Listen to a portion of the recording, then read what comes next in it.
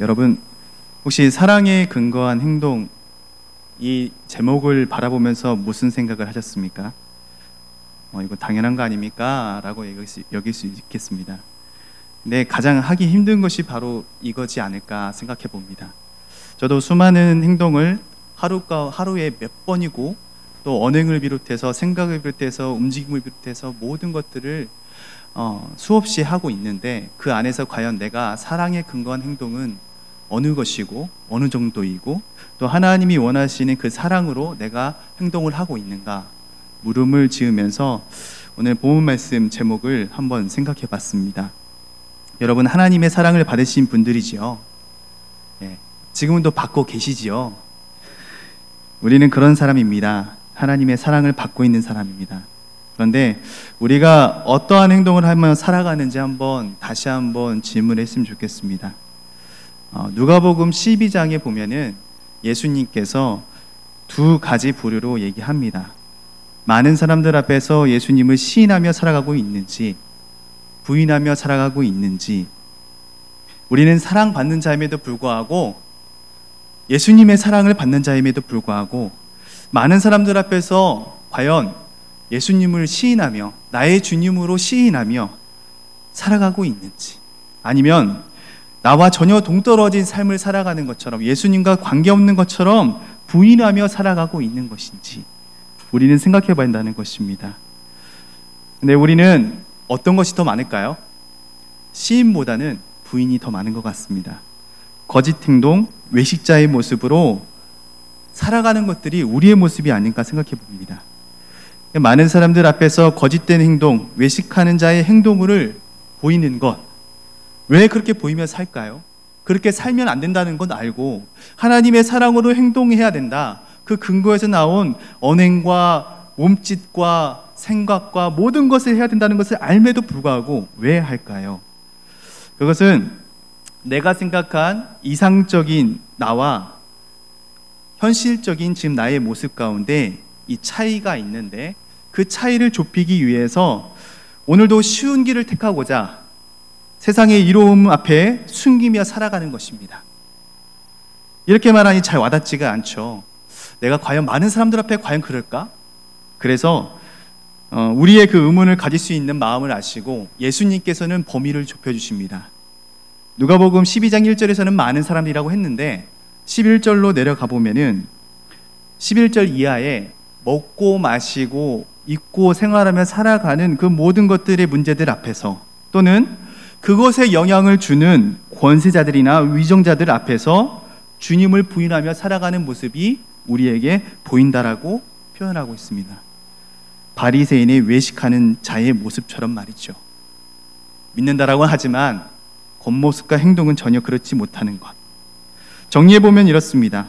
우리는 살아가면서 그분의 사랑을 받고 살아가는 자로서의 모습보다는, 그분을 시인하며 살아가는 모습보다는 부인하며 살아가고 당장 먹고 마시고 살아가는데 이득을 주거나 손해보는 것 앞에서는 모른 채 외식하며 살아가는 모습이 우리 가운데 있다는 것입니다.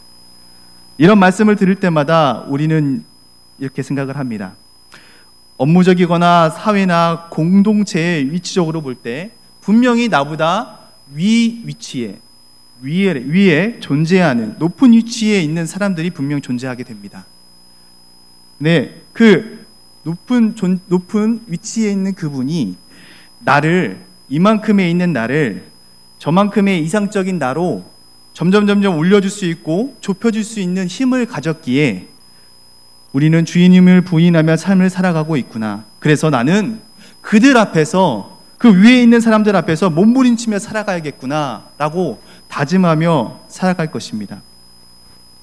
하지만 이 말도 맞지만 오늘 본문은요, 좀 다르게 접근합니다. 그것만이 너의 외식적인 모습이 아니야. 이런 모습에는 주의하고 이런 모습으로 살아가는 것이 예수님을 나의 주인으로 시인하며 살아가는 것이야. 많은 사람들 앞에서 하나님의 은혜를 간구하며 살아가는 그 모습이야 라고 이야기를 하는 것입니다.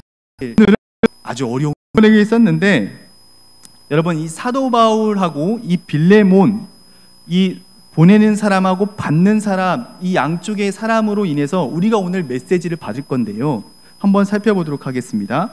9절에 보면요, 이런 바울의 모습이 나옵니다. 예수님을 시인하며, 삶 속에서 어떤 어려움이 있어도 예수님을 시인하며 살아가는 그 모범적인 바울의 모습이 오늘 본문 안에도 나타납니다. 한번 9절의 마지막 부분 볼까요? 9절의 마지막 부분은요, 바울은 지금도 또 예수 그리스도를 위하여 갇힌 자 되어. 여러분, 로마 감옥에 갇혀있는 바울의 모습을 표현하고 있습니다. 감옥에 갇혔다. 여러분, 먹고 마시고 어떻게 잘 살까, 그런 것들을 염려할 수 있는 곳입니까? 아니죠. 나로서는 도저히 자유도 없고 어떻게 할 방도가 없습니다. 오로지 하나님만이 할 수 있습니다. 그런데도 또 불평도 생길 수도 있습니다. 그러나 바울은 불평하지 않습니다. 이야기하는 거죠. 누구 때문에? 누구를 위하여? 예수 그리스도를 위하여. 이렇게 바울은 어떠한 상황이든 내가 먹고 마시고 사는 모든 것들을 하나님 안에서 풀어나가려고 하는 모습들이 보여지고 있습니다. 그런 어려움 가운데서 또다시 그 바울의 사랑의 표현, 예수님을 시인하며 살아가는 표현이 또 나오는데, 자, 첫 번째 보면은 9절에 도리어 사랑으로서 강구하노라 라고 나옵니다. 편지를 쓸 때 분명히 자기가 의도하는 것도 있고 자기 생각도 있을 것입니다.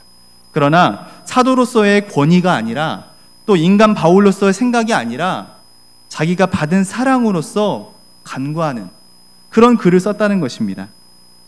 이런 건 여러 가지 정황으로 봐서 바울은 우리 누가복음에 말하는 예수님을 주로 시인하며 살아가는 그 모습에 더 가까운 모습이 아닌가 생각해 봅니다. 그가 한 행동은 이렇습니다. 그러한 사랑하는 마음으로 시인하며 살아가는 그 행동은 이렇습니다. 그 감옥에서 누구를 만나지요? 종인 오네시모를 만나게 됩니다. 그를 만나게 되고 그에게 복음을 전하고 하나님의 말씀을 가르치고 그가 변화되게 됩니다. 그래서 오늘 본문에 해당되는 것은 오네시모를 보낸다는 거예요. 줄여서 얘기하면 보낸다는 거예요. 누구에게요? 빌레몬에게 다시금 보낸다는 거예요. 그런데 여러분이 아셔야 될 것은 사도 바울을 만나고 나서 하나님의 말씀을 듣고 회심한 오네시모는 그 이전과 이유가 너무나 다르다는 것입니다. 그 빌레몬에게 보내는 것이 그냥 종을 보낸다, 에이 이 녀석 빨리 주인에게 가, 이런 의미가 아닙니다. 오네시모라는 이름의 뜻은요, 유익한 종이라는 뜻입니다. 근데 그럼에도 불구하고 오네시모는 이름에 걸맞지 않는 그런 종이었습니다. 오히려 주인에게 무익한 종이었습니다. 피해를 많이 주고 도망쳐 나온 종이었습니다. 그런 종에게 바울은 복음을 전하고 그 복음을 전한 오네시모는 다시금 유익한 종이 그 이름대로 회복되는 그런 모습대로 다시금 살아가는 모습, 그런 모습의 자로 하나님의 자녀로 다시금 변모되었다는 것을 바울은 오늘 이야기하고 있습니다.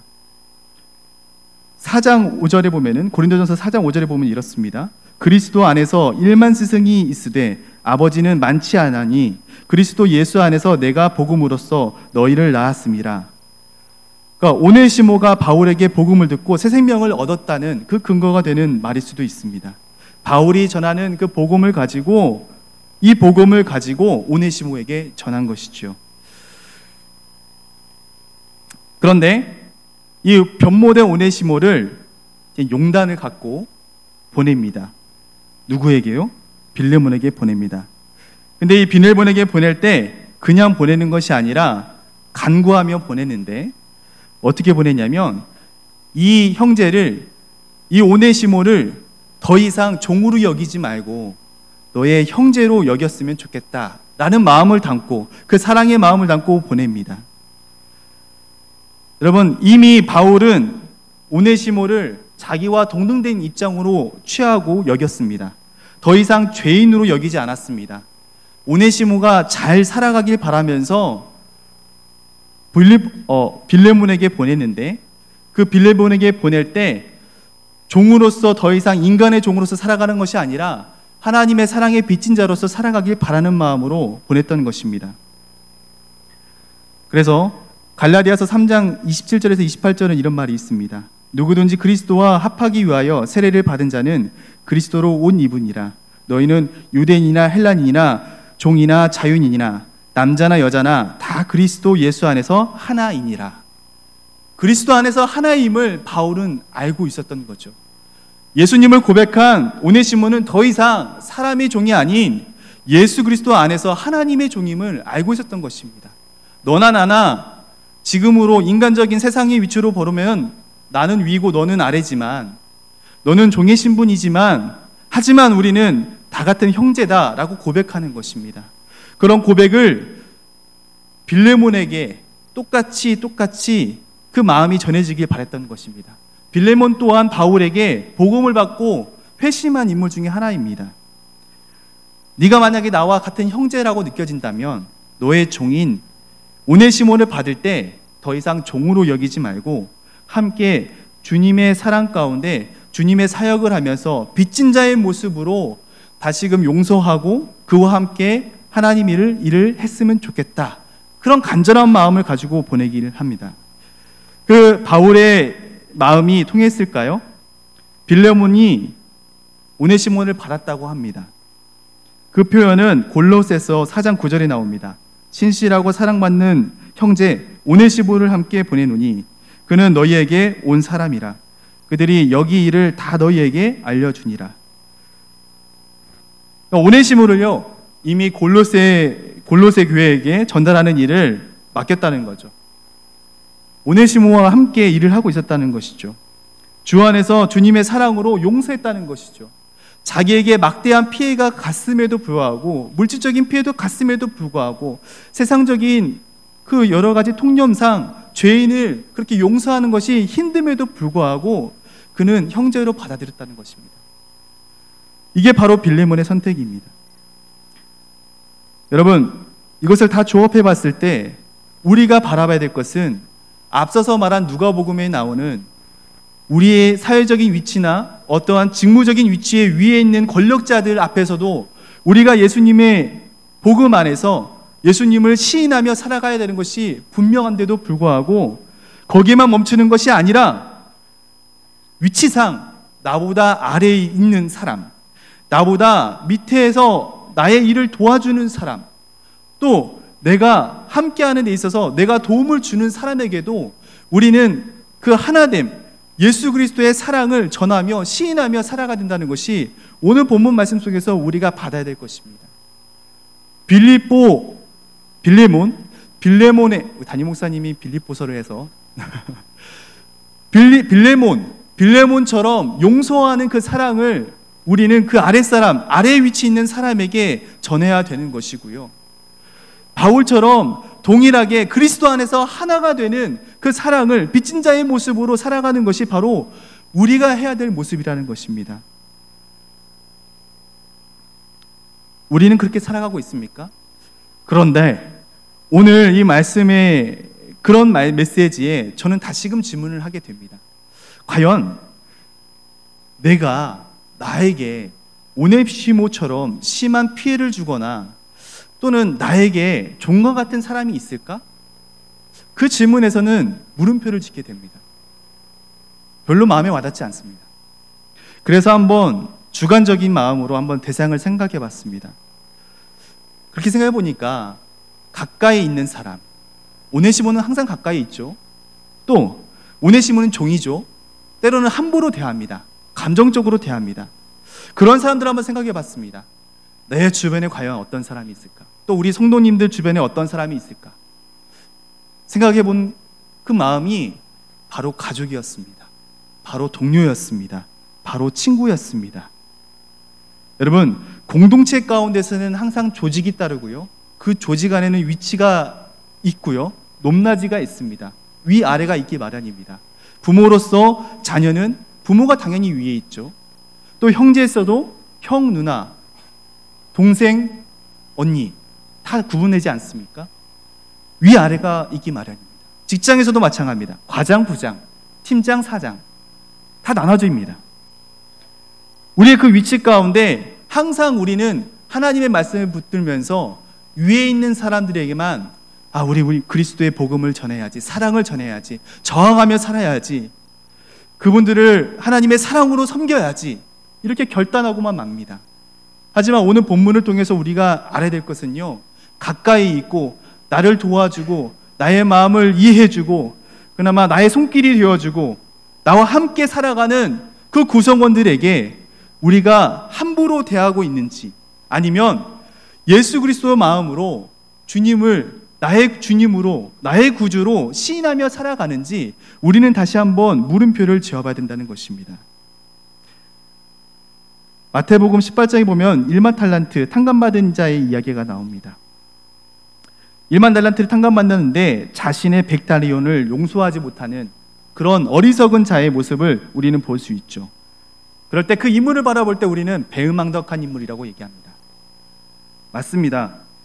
큰 은혜를 받았는데 작은 배품을 하지 못하고 그 은혜에 보답하지 못하는 배은망덕한 그 인물, 그것이 바로 우리의 모습이 아닌가 생각해 봅니다. 권력 있거나 힘 있는 사람들에게는 더 간절하게 기도하고 그런 모습이 있지만, 거듭나려고 하는 몸부림이 있지만, 내 주변에 작은 자들 또는 혈연으로서 나의 모든 것을 이해해 줄 거라는 그 착각 속에서 함부로 대하는 그런 연약한 모습 가운데 우리는 하나님의 그 크신 은혜를 받음에도 불구하고 그 은혜를 잊으며 살아가는 배은망덕한 그런 사람들이 아닌지 한번 생각해 봐야 될 것입니다. 여러분, 단편적인 예일 수도 있습니다. 오늘 제가 얘기하는 것은 아주 단편적일 수도 있습니다. 저는 너무도 많이 부족한 종입니다. 그러기에 이 2000년 전 이전의 하나님의 말씀을 오늘 말씀으로 이끌어 오려다 보니 때로는 적용하는 데 있어서 여기 있는 모든 사람들에게 공감이 안 될 수도 있습니다. 나는 오네시모 용서했던 것처럼 용서할 수 없어. 나는 그것을 놓을 수가 없어. 내 위치에서 그 사람을 용서할 수가 없어. 나는 바울처럼 그 사람을 동일하게 나랑 하나님의 사랑 안에서 하나됨을 고백할 수가 없어. 나는 내 자녀를 사랑으로 거듭나지만 어떤 행동에 있어서 용서할 수가 없어. 대상이든 그 정도의 차이든 분명히 여기 있는 모든 사람들은 하나님의 말씀을 받고 나서 그 차이점이 있을 것입니다.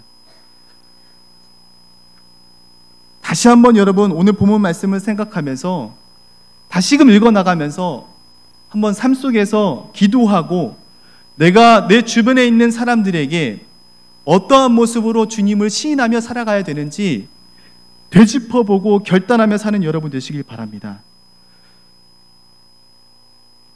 우리는 이 주제가 어렵게 다가올 수 있습니다. 우리는 이 주제가 나의 모습으로 살아가는데 부족할 수 있습니다. 그럴 때마다 하나님은 얘기하십니다. 네가 하는 것이 아니라 내가 하는 것이다. 네가 하는 것이 아니라 성령이 함께 하신다. 누가복음 12장 13절의 말씀에도 동일하게 얘기합니다.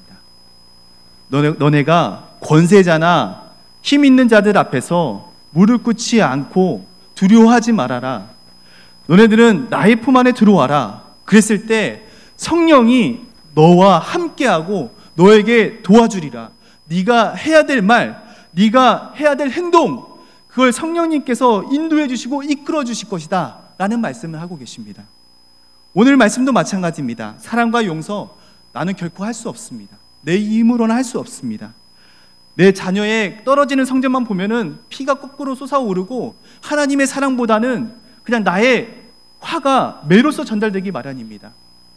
또 우리 부모님, 또 주변에 있는 사람들, 물질적인 것 앞에서 우리 부딪힘을 갖고 있을 때 그 사람이 나의 밑에 있는 사람이라고 했을 때, 내가 함부로 여길 수 있는 사람이라고 했을 때 우리는 더 그 감정적인 표현을 드러내며 하나님의 사랑보다는, 사랑과 용서보다는 오히려 감정적으로 대하는 그런 모습들이 많이 있다는 것입니다.